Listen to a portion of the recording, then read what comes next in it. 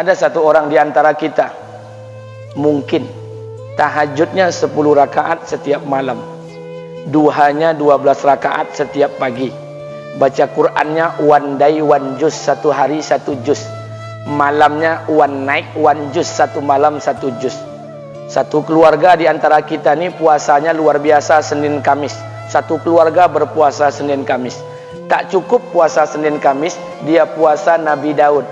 Sehari puasa, sehari tidak, sehari puasa, sehari tidak. Tak cukup dia puasa Nabi Daud, dia puasa-puasa sunnah lainnya.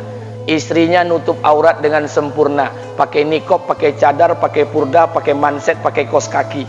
Suaminya 5 waktu ke masjid tak tertinggal takbiratul ula.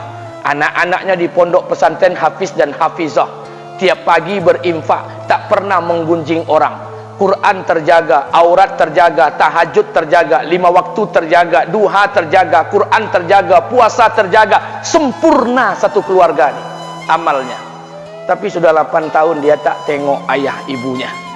Sudah bertahun-tahun dia tak nyapa kedua orang tuanya.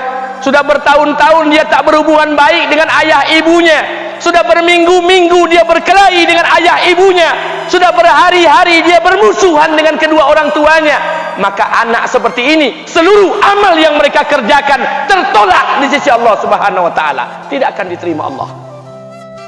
Sebaliknya, kalau ada di antara kita hari ini yang pandai melayani ayah ibunya, tidak ada uang ayah ibu dia kasih uang, tak ada rumah ayah ibu dia buatkan rumah, sakit ayah ibu dia bawa ke rumah sakit, dirawat ayah ibunya dia jaga, kotoran ayah ibunya dia bersihkan pakai tangannya sendiri. Ada di antara kita hari ini yang membersihkan kotoran ayah ibunya lebih dia nikmati daripada makanan yang ia sukai.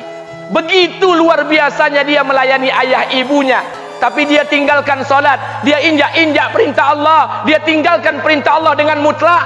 Maka kebaikan satu orang anak ini kepada ayah ibunya seluruhnya tidak diterima Allah Subhanahu wa taala. Atau jangan-jangan inilah yang menjadi penyebab amal kita tak diterima Allah. Atau jangan-jangan inilah yang menjadi penyebab amal kita tertolak di sisi Allah. Kita solat juga, kita sujud juga, kita puasa juga, kita ngaji juga, kita dengarkan ceramah juga. Maka oleh karena itu, Pak, Bu, ayah kita tuh tinggal di kampung, ayah ibu tinggal di kampung sana. Terkadang ayah ibu kita tak sekolah, SD, SMP, SMA tak tamat. Dia sekolahkan kita SD, SMP, SMA, S1, S2, S3 dengan harapan hidup kita lebih baik daripada keadaan dia sekarang. Tapi apa yang membuat kita jarang untuk menjenguk mereka? Saya ingin sampaikan buat kita bersama, ayah ibu kita tak tahu kita ni eselon 1, eselon 2, Pak. Ayah ibu kita tak tahu pangkat PNS kita 3A, 3B, 3C, 3D, 4A, 4B, 4C, 4D. Ayah ibu kita tak tahu kita ni public figure. Ayah ibu kita tak tahu dan tak mau tahu. Yang dia tahu kita ni anaknya. Ayah ibu kita tak tahu kita punya sawit berapa. Ayah ibu kita tak butuh mobil kita, dia tak butuh rumah kita, tapi yang dia butuhkan kita. Apa yang membuat kita jarang untuk menjenguk mereka? Tahun 2016 di Masjid Damai Langgeng, saya diundang ceramah di sana. Habis pulang ceramah, saya baca WA SMS. Ada seorang ustadz Pekanbaru kirimkan WA dengan saya. Saya baca 2 kali, air mata saya menetes. Kenapa? Karena WA itu berisi cerita satu orang ibu sedang menelpon anaknya. Ibunya nelpon anaknya. Assalamualaikum nak. Waalaikumsalam, kata anaknya. Kata ibunya, nak, sudah 1 bulan kau tak tengok ibu. Apa yang membuat engkau berhalangan, nak? Apakah kau sibuk dengan pekerjaanmu? Minggu yang kedua ibunya telpon lagi. Assalamualaikum nak. Kata anaknya, waalaikumsalam. Kata ibunya, nak, ibu dapat kabar apa engkau baru beli mobil baru. Apa betul nak? Kata anaknya, betul bu. Kata ibunya, alhamdulillah nak, ibu bangga. Kau pandai menyenangkan hati anak istrimu. Minggu yang ketiga ibunya telpon lagi. Assalamualaikum nak. Kata anaknya, waalaikumsalam. Kata ibunya, nak, ibu dapat kabar bahwa engkau baru beli rumah baru. Apa betul nak? Kata anaknya, betul bu. Kata ibunya, alhamdulillah nak, ibu senang kau bertanggung jawab dengan anak istrimu.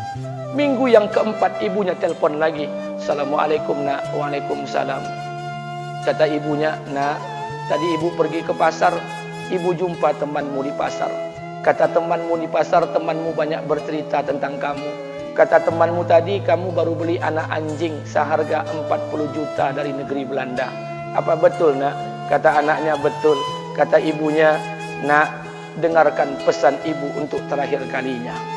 Apa pesan ibunya? Wahai anakku, engkau pelihara satu ekor anjing, kau siapkan harga anjing 40 juta, kau siapkan rumah untuk anjingmu depan rumahmu, kau jaga anjingmu pagi, siang dan sore, kau mandikan anjingmu pagi, siang dan sore, kau kasih makan anjingmu pagi, siang dan sore. Demi Allah nak, dengarkan pesan ibu untuk terakhir kalinya.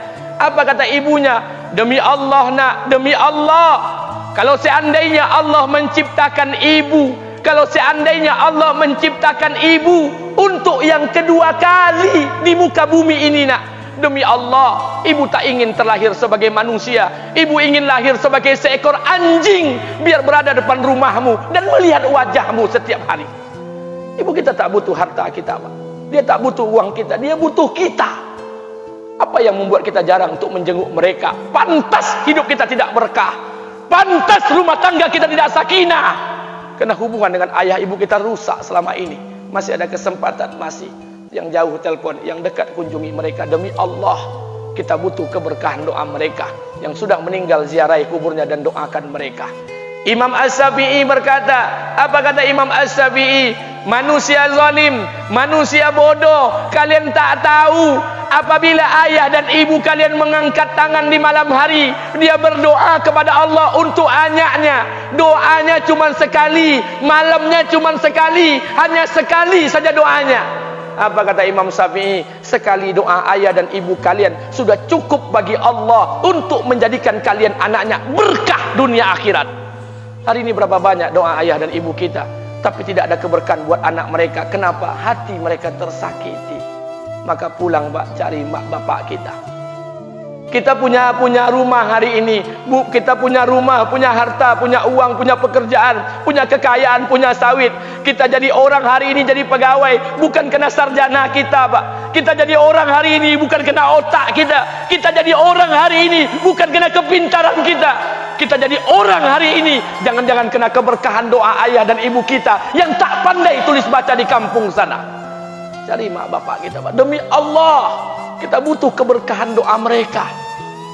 Apa guna di kehidupan dunia sementara Allah tidak ridho dengan kehidupan kita? Pantas amal kita tertolak di sisi Allah. Maka pulang ke rumah, cari mak dan bapak kita yang masih hidup, duduk bersama mereka. Kalau seandainya kita tak bisa membahagiakan mereka, jangan pernah menyusahkan mereka. Kalau seandainya kita tak bisa membuat mereka tertawa, jangan pernah membuat mereka menangis. Demi Allah, kita hanya punya satu ayah kandung, kita hanya punya satu ibu kandung. Tidak akan ada ayah kandung yang kedua, tidak akan ada ibu kandung yang kedua. Harta kita cuma satu, ayah kita cuma satu, ibu kita cuma satu. Tidak akan ada ayah kandung yang kedua, tidak akan ada ibu kandung yang kedua. Pangkat jabatan bisa dicari, harta bisa diraih, kesempatan membahagiakan ayah dan ibu kita hanya sekali di kehidupan dunia ini, Pak. Pulanglah. Ketika mereka memanggil, tinggalkan istri, tinggalkan pekerjaan, tinggalkan semua proyek kita. Demi Allah, datangi mereka. Kata Nabi, sesaat kalian duduk bersama ayah dan ibu kalian akan mendatangkan keberkahan. Kenapa kalian tidak duduk bersama mereka? Jangan-jangan inilah yang menjadi penyebab amal-amal kita tertolak di sisi Allah.